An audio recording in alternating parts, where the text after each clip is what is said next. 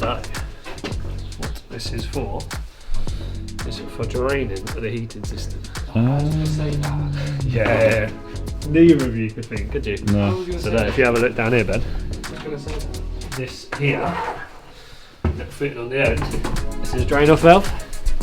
So you connect your hose onto there, open it up, and it'll drain all the water from all your radiators in your heating system. From every single one? Yeah, this should be the main drain off point.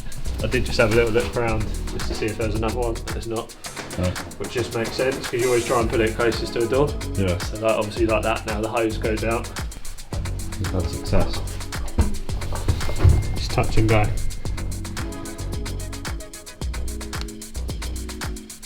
Get the water coming in. Yeah.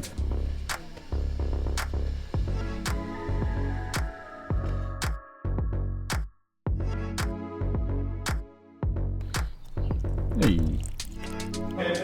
So we've drained all the heating down now, as you saw earlier what we was doing. Been around the rest of the house, took all the rads off now, so this is the final one. So if you want to take the rad off, obviously drain it all down, and then from here disconnect that.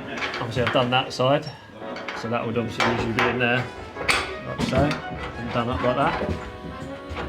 Undo that, take that out, that one, come to the other side.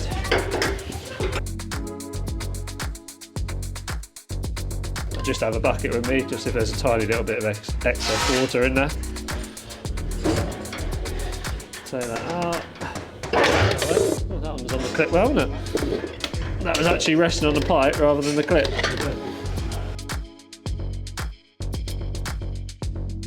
Job done, all the rads out.